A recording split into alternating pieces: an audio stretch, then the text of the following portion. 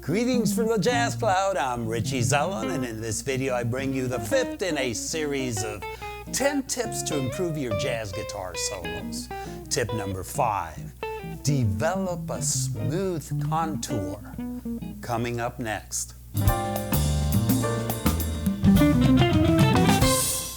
Welcome back to the Jazz Guitar Channel, and if this is your first time and you want to learn all about the art of playing jazz guitar, you are in the right place. I bring you weekly lessons covering everything from chord melody, improvisation, bebop, post-bop, and every now and then some very bad jokes. So I want to encourage you to subscribe and be sure to click the bell icon so you won't miss anything. In the previous lesson, my fourth tip was phrasing over the bar line, and I explained why lacking to do so will make your lines sound fragmented or lacking unity. It's the musical equivalent of speaking in short phrases versus full sentences and paragraphs. Today's lesson deals with another element which is important to hold your listener's attention when improvising.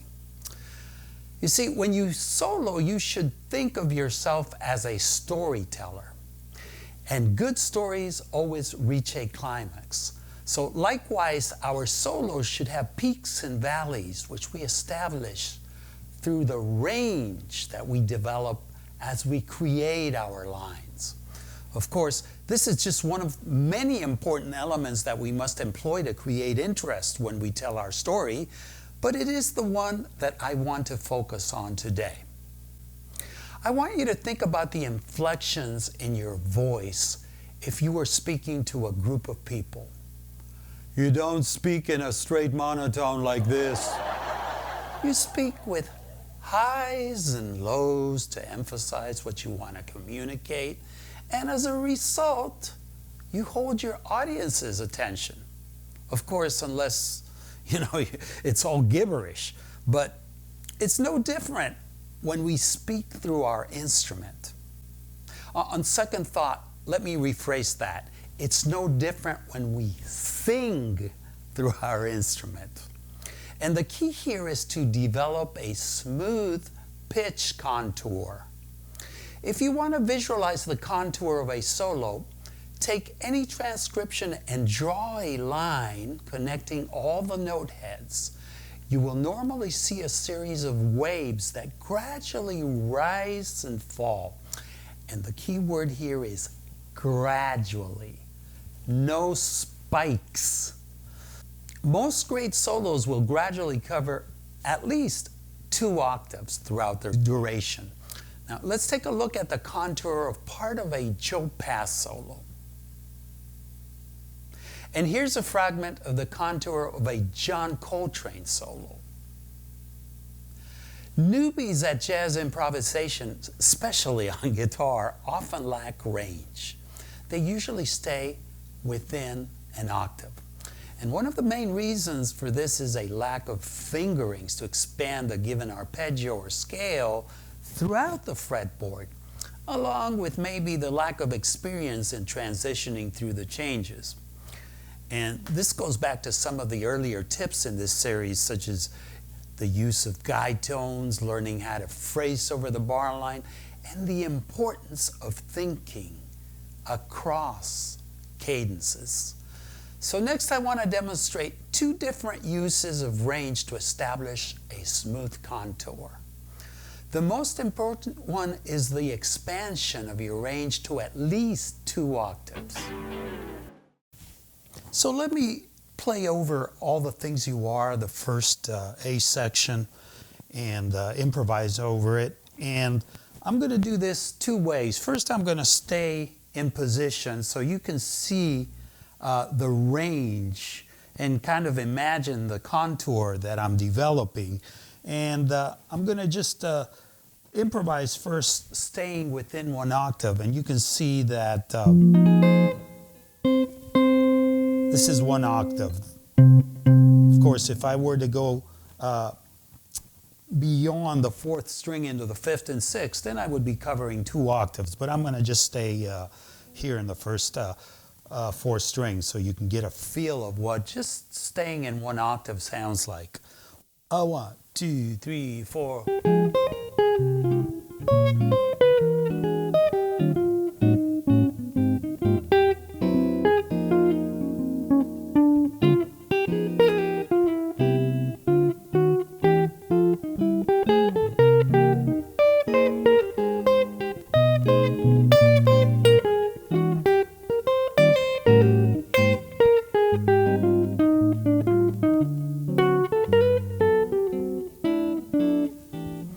Okay, well, that's 1 octave.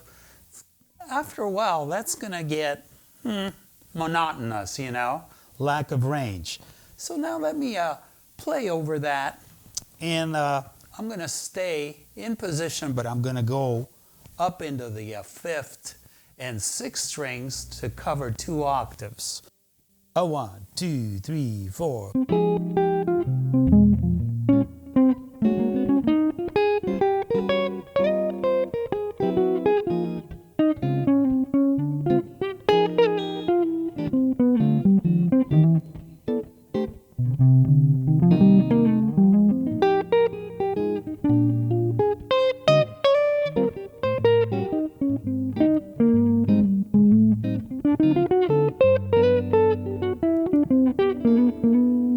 So now that has a little bit more range, you know. It creates more interest. Now, if we have even more range and we start moving throughout the fretboard, it's even better. 1, 2, 3, 4.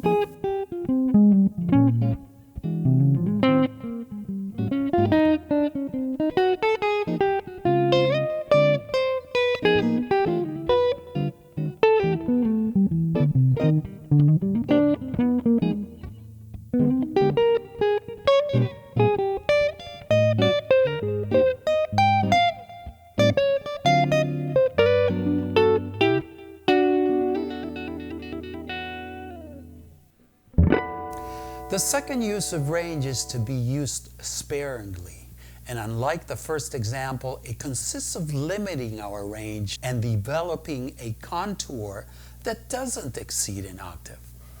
And I know I told you that a good solo usually will span at least 2 octaves. However, this here is done as a special effect for only a portion of your solo. It usually consists of developing a short motif when we have various fast-moving chord changes. And the limited range in this instance ends up signaling to the listener that we are emphasizing the development of an idea which normally will eventually reach a climax. So if we have a limited range contour with this in mind, it can be very effective in creating excitement and holding the listener's attention. So again, I'm going to use all the things you are to demonstrate this use of limited range to develop a motif. And I'm going to stay within the first 4 strings so you can easily visualize it. 1, 2, 3, 4.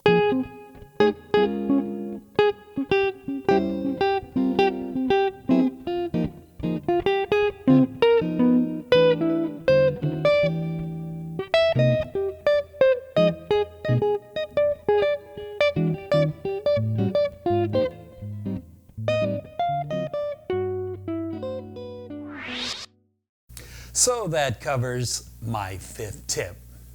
Please be sure to watch any previous lessons in this series you might have missed, as well as all the upcoming ones, because by the time I get to the 10th and final tip, you will have a big picture of the most important elements that need to come together to create a good jazz solo.